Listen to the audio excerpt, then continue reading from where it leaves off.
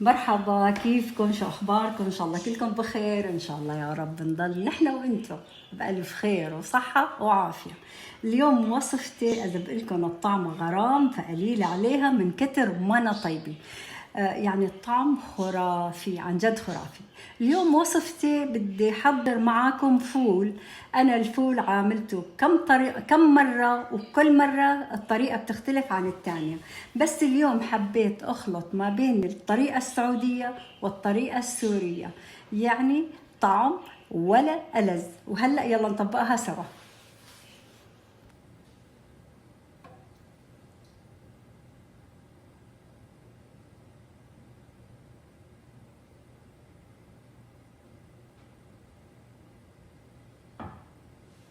أنا هنا حطيت تقريبا معلقتين زيت زيتون، بدي أضيف عليهم البصل.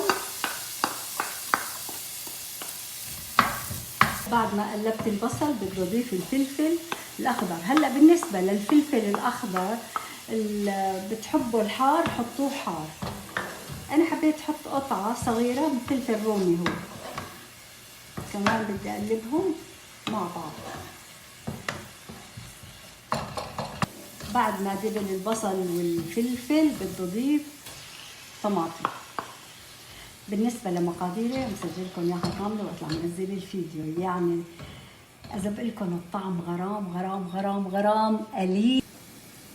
هلا بدي اضيف الكمون. ترى الفول بحب الكمون، كتره قد ما قدرتوا كتره. وفلفل احمر، بابريكا، وفلفل اسود، وبدي اخلطهم سوا. طبعا الملح انا لسه ما حطيت ملح. هلا بدي اضيف يعني نص كوب ميه، وبدي اضيف الفول. طبعا الفول لازم نغسله قبل ما نضيفه على خلطة الطماطم.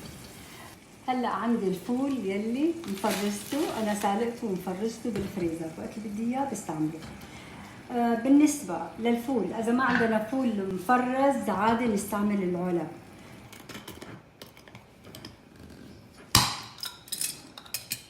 طبعا الفول بدي غسله وصفي، عفوا الحمص.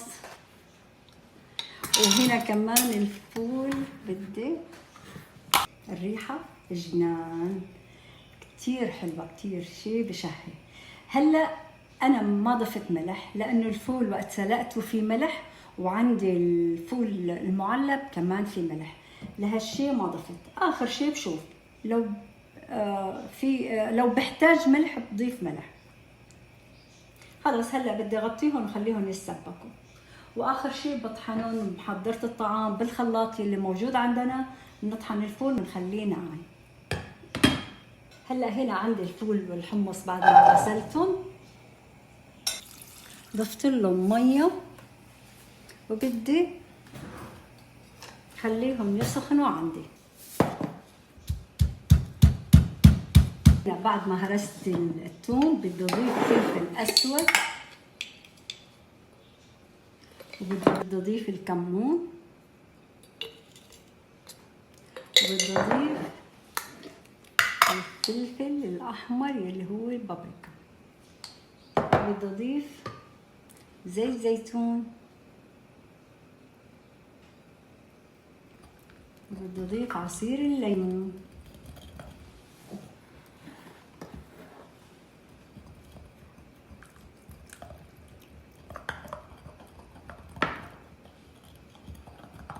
يعني خلطة هاي لحالها حكاية. هو السر الوصفة كلها بهالخلطة. هاي الطريقة على طريقتي أنا، يعني بتحدى إذا حدا مسوي هالطريقة.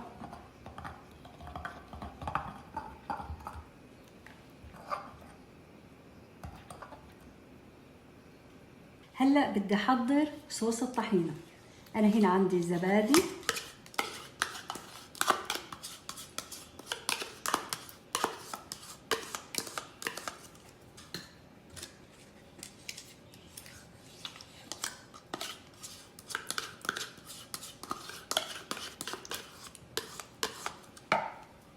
بدي أضيف الطحينة.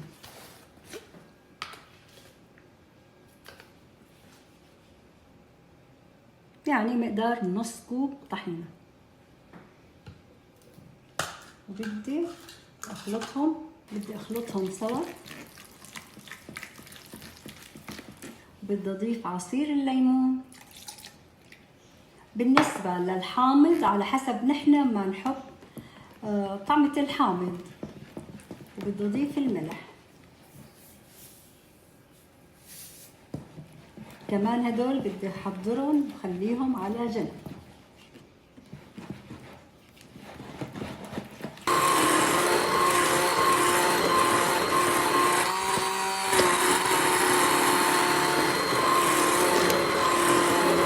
هنا عندي الفول والحمص بعد ما سخنتهم، طبعا صفيت المية منهم. هلا كمان بدي اضيف لهم الثوم والفلفل والكمون وعصير الليمون. وهي الطعمة يلي هلا الطعمة أحلى من الغرام.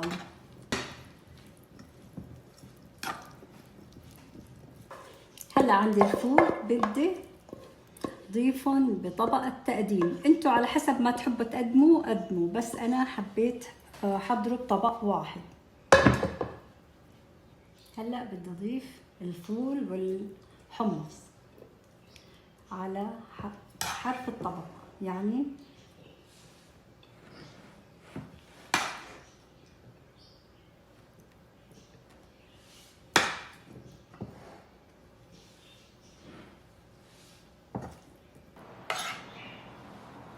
هلا بتحسوا الطريقة طويلة واخذت شغل، لا بالعكس والله ولا اسهل من هيك. وبالاخير بتاكلوا طبق يا سلام يا سلام، عن جد يا سلام. يعني طبق فول لا يعلى عليه، عن جد لا يعلى عليه.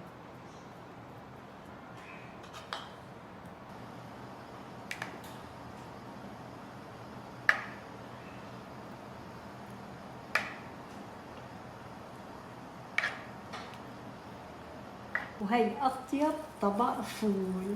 جربوه، بتمنى تجربوه لأنه فعلا يستاهل إنكم تجربوه. خلط ما بين السوري والسعودي. لهالشي حبيت فرجيكم طريقتي لأنه فعلا يستاهل إنكم تجربوا هالطريقة، يعني ولا أسهل من هيك. هلأ بالنسبة للفول إذا ما عندنا مفرز عادي نستعمل العلب. بعد ما نطبخه نطحنه بيطلع. هلا بالنسبة للفول طبعا بنقدم معه مخللات خضرة يلي انتم تحبوه، بصل اخضر، بصل عادي، طماطم، خيار، نعناع، بقدونس، انتم اللي تحبوه قدموا معه. هلا بالنسبة لمقادير قلت لكم عم سجل لكم اياها كاملة وقت عم نزل الفيديو. هلا قلت لكم اذا ما في مفرز عادي نستعمل الفول المعلب ولا اسهل من هيك. بالنسبة للفيديو راح يكون على قناتي على اليوتيوب، على صفحتي على الفيسبوك، على صفحتي على الانستغرام من وصفات عائشة تركب. لكم ألف هنا وعافية على قلوبنا وقلوبكم، لأنه عم يستنوني الأولاد بدهم ياكلوا.